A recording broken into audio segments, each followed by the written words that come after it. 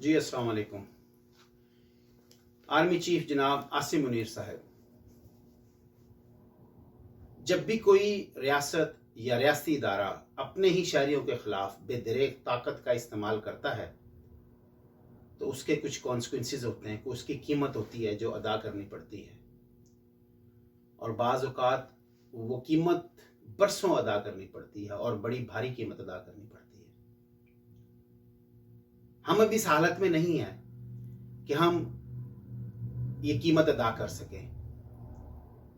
हमारी कौमी हालत, इदारों की हालत, मुआशी हालत, मुआशरती हालत और सियासी हालत ऐसी नहीं है कि हम कोई भी रिस्क ले सकें।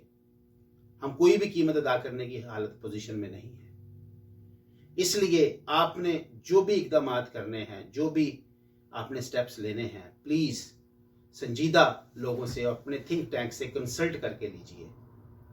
किसी भी एक पार्टी को यूं दीवार से लगाने से मसाइल हल नहीं होंगे, मसाइल मज़ीद पेचीदा होते चले जाएंगे और आने वाले वक्तों में रियासत बरसों उनकी कीमत चुकाती रहेगी। चंद जनरल बैठ के फैसला करते हैं और वो फैसले के नतायज पूरे इदारे को और पूरी रियासत को भुगतने पड़ते हैं। अवाम डिफ्रेंशिएट ही नहीं कर पाते कि ये चंद लोगों का या चंद जनरल्स का या साहिब इख्तियार लोगों का फैसला था। वो तो सारे का सारा फैसला एक इदारे का फैसला समझते हैं और उसके सर जो है वो फैसला जो है वो हमेशा के लिए उसके सर मंड दिया जाता है, उसके खाते में लिख दिया जाता है।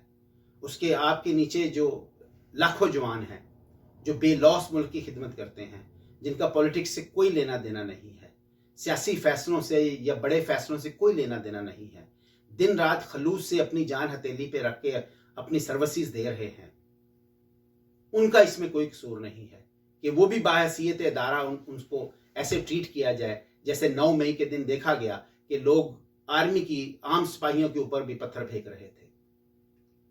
फैसले कोई किसी कहीं और से हो रहे थे या आ रहे थे, रद्दे मुल उनका था लेकिन फेस एक आम सिपाही कर रहा था। ये बड़ी ही तकलीफ बात है।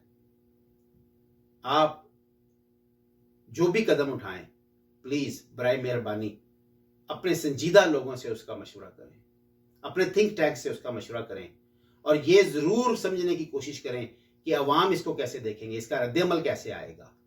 आपको ये जो मशवरे दे रहा है कि आप पकड़ पकड़ के सियासतदानों को लाएं, टीवी पे बिठाएं, इनके सॉफ्टवेयर अपडेट करें और इनसे बयान दिलवाएं 9 मई के खिलाफ और पार्टी को छोड़ने का ऐलान करेंगे और उसके बाद इनकी जान बख्शी करें, ये आपको कोई भी अच्छे मशवरे नहीं दे रहा। इनका कोई मस्बत जो है नतीजा नहीं सामने आने वाला। अवाम इससे और उनमें इश्तिआल फैलता है और गुस्सा उनके अंदर फैलता है और नफरत बढ़ती है इन तरीकों से। पिछले दिनों आपने एक मस्खरे सियासतदान को उसका सॉफ्टवेयर कहते हैं कि अपडेट किया और एक टीवी स्टेशन पे ले जाके उसका इंटरव्यू कराया गया। उसकी बॉडी लैंग्वेज, उसके मुंह से निकलने वाले अल्फाज, उसकी कांपती हुई जुबान और कांपता हुआ जिस्म सारी कहानी बयान कर रहा था। आपके किसी शख्स ने, इदारे के किसी भी थिंक टैंक के बंदे ने, किसी ने नहीं आपको बताया कि ऐसा मत होने दीजिए, बड़ी मज़ाक़ा खेज सूरत हाल पैदा होगी, लोग इससे कतन खुश नहीं होंगे। इस तरह के लोगों को तो पुराने ज़मानों में बादशाह भी कुछ नहीं कहा करते थे। अब इससे आर्मी की जो इज्जत और वक़ार है उसी को ठेस पहुंची है, जो कि किसी तरह भी हमारे लिए काबिल कबूल नहीं है। इसके बाद आपने अदालतों के फैसलों को बेअसर करने के लिए जो भी रवश इख्तियार की गई, तरीका इख्तियार किया गया, वो बहुत ही तबाहकुन है।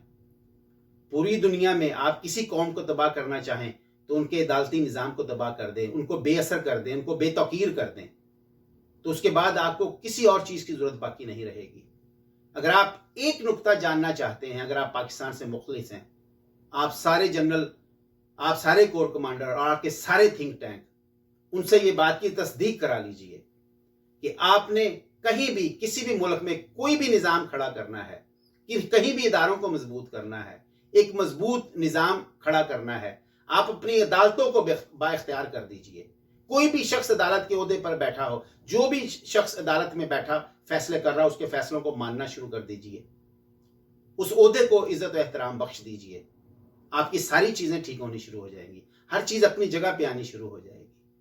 آپ جو ہی عدالتوں کے فیصلے کو بے اثر کریں گے، جو عدالت کا وقار ہے اس کو خاک میں ملائیں گے، اس کو کم کر دیں گے، اس کی تذلیل کر دیں گے، اس کے بعد اس قوم کے تباہ ہونے میں کوئی دیر نہیں لگتی، کوئی چیز پھر حائل نہیں رہتی، ان کی جو تباہی کا جو فیصلہ ہے وہ ہو جاتا ہے۔ جو کوئی بھی شخص آپ کو یہ مشورہ دے کہ ایک عدالتوں کی بے توقیری کریں، ان کے فیصلوں کو نہ مانیں یا اوائڈ کریں یا بائی پاس کریں، ایک شخص کی وہ ضمانت لے، آپ دوسرے کیس میں اس کو پکڑ لیں، دوسرے میں لیں، تیسرے میں پکڑ لیں، تیسرے میں لیں، چوتھے میں پکڑیں، اس کے بعد سینکڑوں آپ مقدمات بنا کے رکھ لیں اس کے اوپر۔ اس کا مطلب یہ ہے کہ آپ عدالتوں کو کچھ نہیں سمجھتے، آپ ان کی بے توقیری کرنا چاہتے ہیں۔ آپ معاشرے میں جب اپنی عدالتوں کو بے توقیر کر دیں گے تو اس کے بعد آپ کی تباہی میں کوئی چیز حائل نہیں رہے گی۔ یہ عدالتی نظام ہی ہے جس کے اوپر دنیا کے مضبوط سسٹم تعمیر کیے گئے ہیں۔